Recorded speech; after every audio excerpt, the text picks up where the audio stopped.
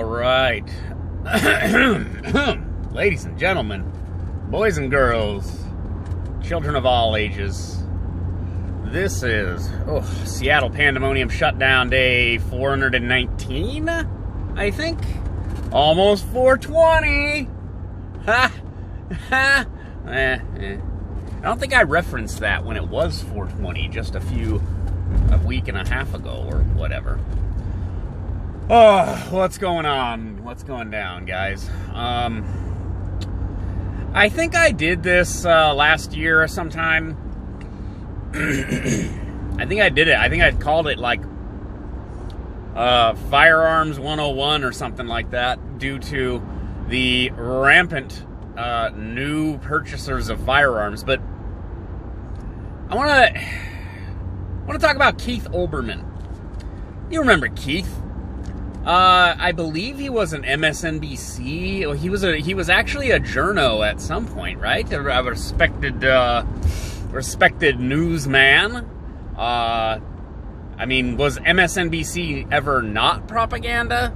Was that a thing? I've had this experience too of being like, well, remember when CNN wasn't propaganda? And then you think back and you go, actually, are you sure? Are you sure it wasn't propaganda? It probably was back then. You just didn't know because there was no, there was no social media and internet and stuff to sit there and like bring back clips a week later to show that they had no idea what they're talking about, that kind of a thing. But yeah, Keith Olbermann, I thought he was on MSNBC. He was a somewhat overly dramatic news guy, but he lost that gig. Now he works for GQ or something. I think he has a podcast in his basement or something. And he put out a tweet. We're going back to the gun thing. He put out a tweet saying that the Second Amendment was about having state militias, not about individual citizens owning firearms. And, you know, very, very adamant, dismissive, arrogant, you know, like tone and wording. I'll include it with the link with the video here. It's just so it's one of these issues, right?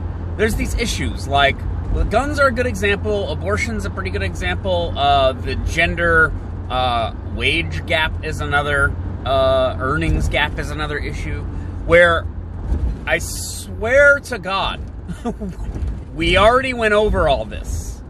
And then every few months or weeks or something, we have to go over all of it again. And there are apparently all of these people who apparently have never heard an actual pro-Second Amendment argument. Now, we can talk about public safety and amending the Constitution in order to prevent the ownership of firearms, like, you know, these mass shooters end up getting hold of. Like, we can have that conversation, but that's not the conversation we're having. The conversation we're having is, it says well-regulated. These aren't well-regulated. Meanwhile, go buy a firearm, guys. Go buy one, and you'll see how well-regulated they are. You better have a clean background and an ID, and you better be in the right states, or they ain't going to sell it to you. You better look right. It's seller's discretion, by the way. So even if you're at a gun shop, they got corporate logos everywhere. It's a whole thing. If they don't like the way you look or sound or talk, they can deny you a sale for any reason. Plus, you have to pass background check. There better not be, you know, you're in Washington. If you have some kind of a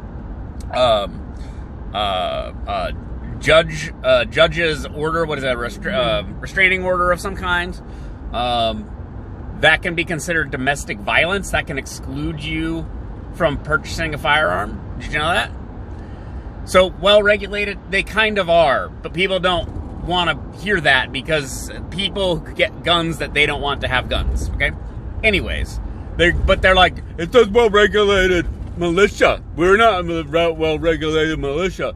Seriously, this is Olbermann's point, and I'm not trying to make fun of the mentally deficient. I'm making fun of him because that's how that sounds to me. It sounds like someone who had no idea what they're talking about, repeating something that, in my opinion, they know isn't true. Like, it is a politically agenda-driven, this is the right position for this side's politics thing. This is not based on an analysis of the Constitution, the Second Amendment, the Founders' intent, Supreme Court precedent. It says well-regulated militia. People owning guns at home isn't a well-regulated militia by 21st century, vocabulary. Therefore, you're not allowed to own whatever guns you want to own. This is so tired and lazy that it's frightening, because this will work. This kind of rhetoric, right? This kind of rhetoric will work on other people who also don't actually investigate the nature of the Second Amendment and understand that, like, the vocabulary that the language that the founders were using, I've heard it explained this way. Stephen Crowder had a good video about this, like, literally years ago. This is what I'm talking about. Years ago, it was a sort of comprehensive debunking or rebuttal of this argument that it says well-regulated militia. Therefore, we should have more laws restricting your ownership of firearms. The founders' intent, their verbiage, their language, well-regulated didn't mean regulated by the government.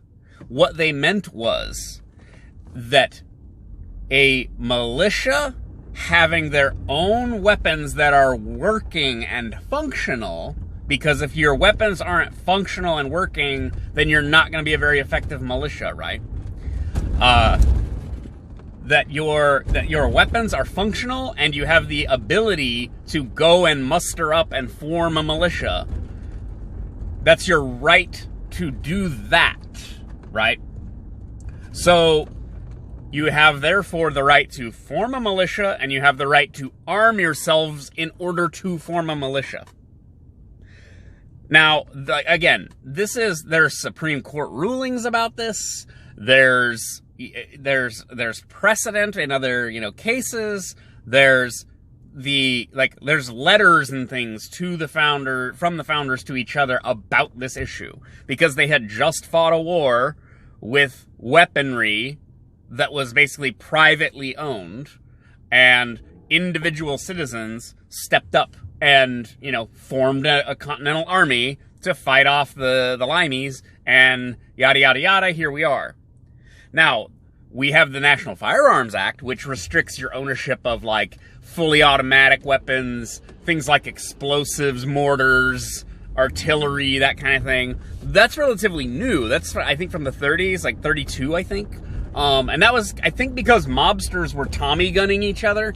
And so they said, okay, this is getting out of control. We need to regulate fully automatic weapons. Now, that doesn't mean you can't own a fully automatic weapon, machine guns and whatnot.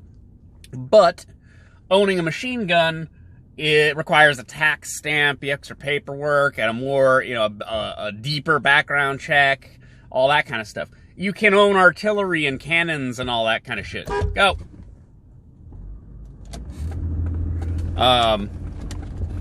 But yeah, it's fascinating. So I've said this as a joke before, but it is kind of true. Not being able to buy a gun from a vending machine is an infringement of my Second Amendment rights. Look, they can sell body armor in them too. I'm not trying to stop anybody from protecting themselves. I'm just saying that the idea of, and this goes to regulating firearms in general, guys. So this is at least the meme of what's known as a Sten gun. During World War II, the Limeys, they were fighting the Nazis at the time, right? They needed to come up with a way to arm as many people as possible as quickly as possible. How do you do that? Well, you take the contents of a tool shop, like a bicycle shop, and you, oh goodness gracious, look at all this traffic. Beautiful, beautiful traffic returning to normal, guys. This is a good thing, even though it sucks. A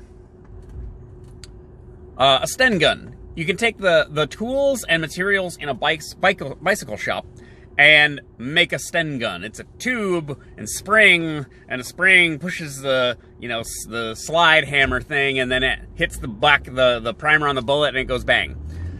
That's all you need to make a gun. So this idea of like regulating firearms in this way that, people who have no idea what they're talking about, they think you can like ban guns. Now there's a reason why, like the Sten gun, no offense to the Sten gun, but garbage guns are legal. I don't think you can sell one, but if you make a gun in your garage with some stuff from Home Depot, which is, again, a pipe with like a spring and like some, I don't know, do you have to rifle it? I don't know. I mean, it's a you put a bullet in a pipe and then hit it with a hammer. Technically, you've made a gun. Oh, absolutely not. Really? Phone calls. I mean, it is a phone. I get calls on it. Anyways. Garbage guns are legal because it is impossible to regulate the contents of the Home Depot as though they are guns. Even though you could turn a whole bunch of stuff at Home Depot into guns. And this just goes back to the same, it's a fundamental thing where, again, we have to go over this all the time. We go over it and over and over it. I don't know why people can't get it through their heads that you either need to amend the Second Amendment, which you're not going to because it takes a ridiculous, standard, and you're wrong. Like, you're incorrect. You can't simply say, we don't like this specific type of gun, therefore we're going to ban it, therefore, we don't like it, therefore it's good, and obviously we have moral clarity on this issue. No, you don't. You don't understand the intention of the Second Amendment if you think, like Keith Olbermann's crazy ass, that it was about having basically like a National Guard who would have weapons. That's not what it was for. They never said anything of the sort. And so we live in this purgatory of political Groundhog Day. We have to go over this stuff every couple weeks, couple months. It's just infuriating. No, we already solved this. We solved this last year when we had this conversation. We solved this even after the Vegas shooting where that psycho shot everybody from the hotel. We've been over this. The solution to the problem you think is so simple and obvious isn't so simple and obvious, and we know that because we're still having this conversation. Because if your solution was so simple and obvious, we wouldn't be having this conversation, and I wouldn't have to be thinking about this right now.